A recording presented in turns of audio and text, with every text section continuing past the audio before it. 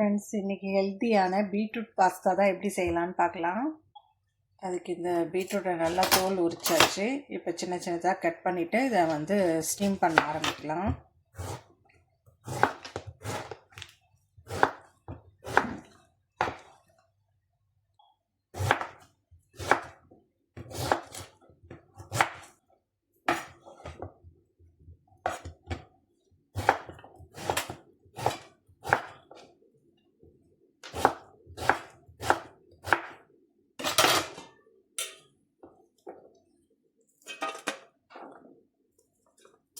அப்படியே ஸ்டீம் பண்ணிடலாம்.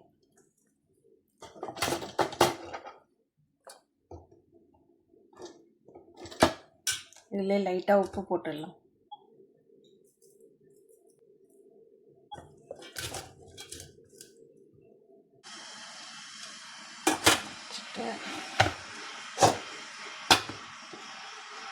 பாஸ்தா செய்கிறதுக்கு தண்ணி ஹீட் ஆகிடுச்சு.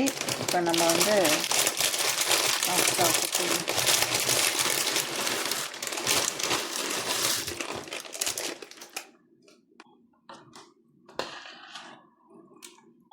கூடவே உப்பு ஆட் பண்ணிக்கலாம். பாஸ்தா பொங்காமல் இருக்கிறதுக்கு கரண்டி எப்படி வச்சுடுங்க. ஆனால் எடுக்கும்போது கொஞ்சம் சூடாக இருக்கும், அதனால் கேர்ஃபுல்லாக எடுங்க. அப்போ இந்த மாதிரி வைக்கும்போது தண்ணி பொங்கி ஊற்றாது. பாஸ்தாக்கு டைம் 10 நிமிஷம் வச்சுருந்தேன். நல்லா வெந்துடுச்சு. இப்போ இதை வடிகட்டிடலாம்.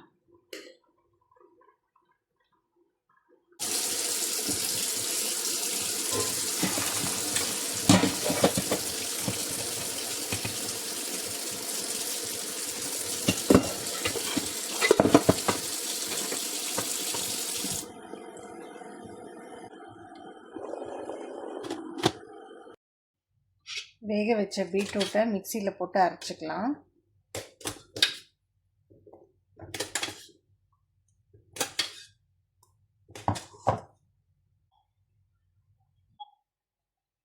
நல்லா ஸ்மூத்தாக அரைச்சாச்சு. மிக்சிலாம் எடுக்கிறதுக்கு ஒரு ஸ்பேட்சுலா வச்சுக்கோங்க. அப்போ தான் நல்லா வழித்து எடுக்க முடியும். பார்த்தீங்களா? இதே நம்ம ஸ்பூனால் இது பண்ணால் சுத்தமாக வராது.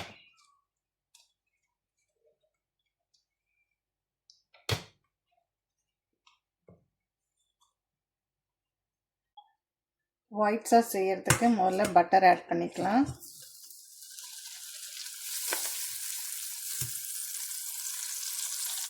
பட்டர் நல்லா மெல்ட் ஆனோடனே மைதா ஆட் பண்ணிக்கலாம்.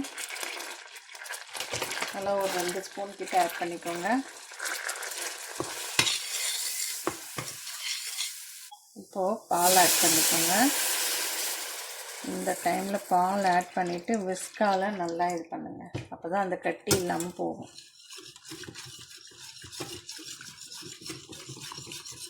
பார்த்தீங்களா? நல்லா கட்டி இல்லாமல் ஆயிடுது.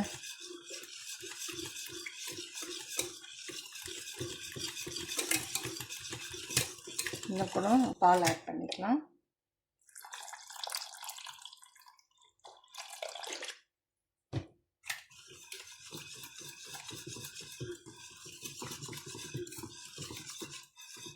இதில் கொஞ்சமாக உப்பு ஆட் பண்ணிக்கலாம். இப்போது நம்ம அரைச்சி வச்சுருக்கிற பீட்ரூட்டை இதில் சேர்த்துக்கலாம். நான் ஃபுல்லும் சேர்த்துக்கல, பாதி தான் சேர்த்துக்கிறேன். ஏன்னா சப்பாத்திக்கு இப்போ சேர்த்துக்காக கொஞ்சம் வச்சுருக்கேன்.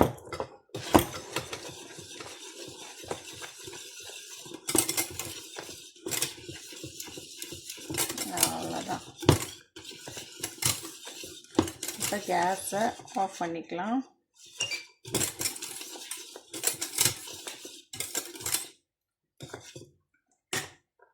இதிலே பெப்பர் ஆட் பண்ணிக்கலாம்.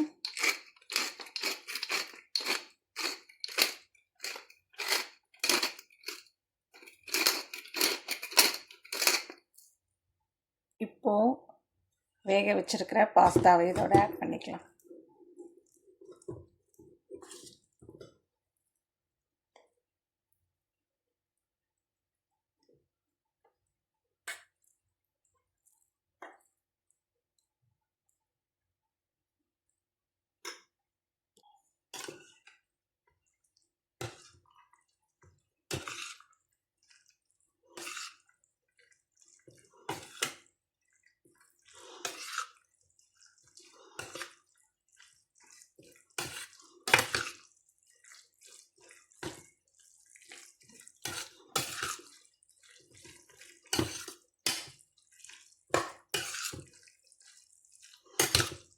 அவ்வளோதான். சூப்பரான எம்மியான இதில் உங்களுக்கு பிடிச்ச ஹர்ப்ஸு ஒரிங்கான ஹர்ப்ஸு அந்த மாதிரிலாம் இதோட சேர்த்துக்கலாம் ஃப்ளேவருக்காக. சிம்பிளாக இதுக்கு மேலே பசங்களுக்கு சொசிஸோ இல்லை ஏதாவது ஒரு கறி இது மேலே ஆட் பண்ணிட்டா சூப்பராக இருக்கும், ஹெல்த்தியாகவும் இருக்கும். பீட்ரூட் பாஸ்தா கூடவே அவங்களுக்கும் பிடிச்ச கொஞ்சம் நிறையாவே சீஸ் இதோட ஆட் பண்ணிக்கலாம்.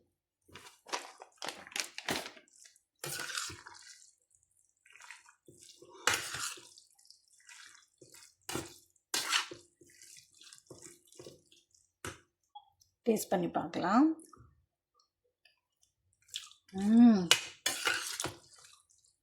செம்ம டேஸ்ட்டாக இருக்குது.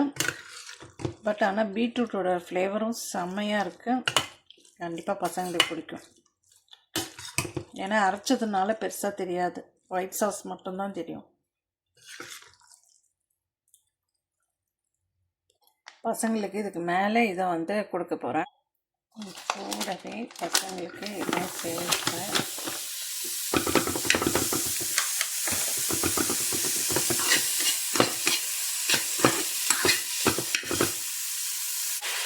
கொஞ்சமாக பெப்பர் ஆட் பண்ணிக்கலாம். அவ்வளோதான்.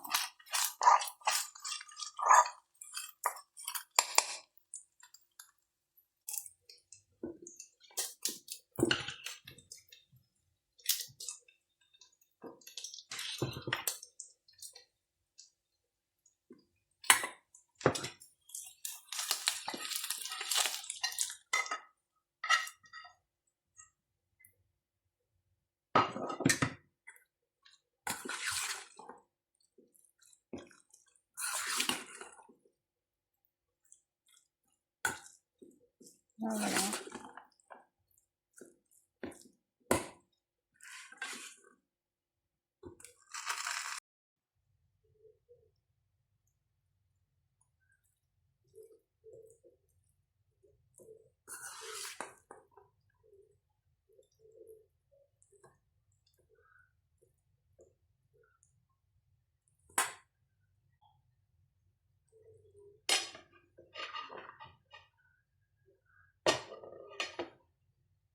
பீட்ரூட் சப்பாத்தி மாவுக்கு ஆல்ரெடி கோதுமை மாவு போட்டாச்சு. இப்போ மீதி இருக்கிற இந்த பீட்ரூட்டையும் ஆட் பண்ணிக்கலாம்.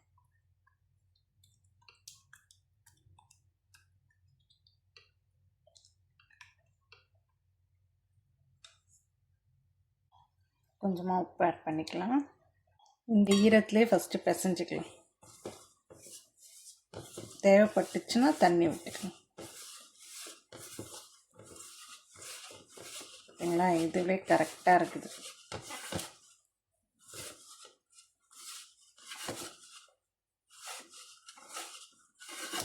தண்ணியே ஆட் பண்ண தேவையில்ல.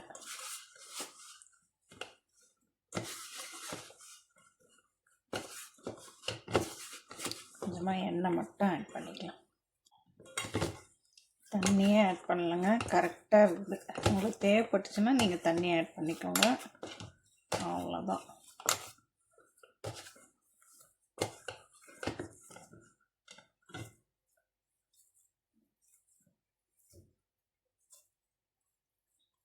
கொஞ்ச நேரம் அப்படியே நல்லா இருக்கட்டும். அதுக்கப்புறமேட்டா திரட்டிக்க வேண்டியதுதான்.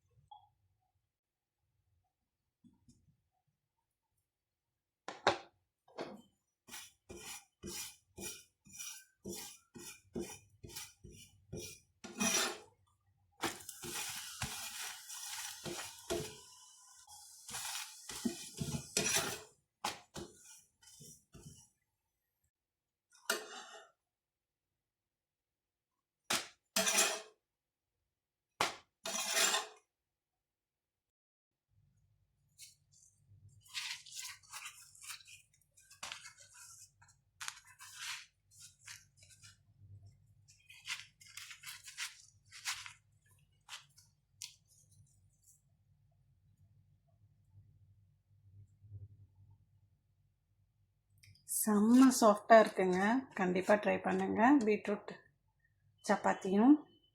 இந்த வீடியோ பிடிச்சிருந்தா like, share, subscribe. Thank you guys. இப்போ பீட்ரூட்லாம் அரைச்சோம் இல்லையா, இந்த மிக்ஸி கழுவு இந்த இதிலே வந்து இந்த பீட்ரூட்டோட எசன்ஸ்லாம் இருக்கும் இல்லையா, இதை அப்படியே வந்து ஐஸ் க்யூபாக மாற்றி விட்டுக்கலாம். நம்ம ஃபேஸ் பேக்லாம் போடும்போது இந்த க்யூபை வந்து யூஸ் பண்ணி போட்டுக்கலாம்.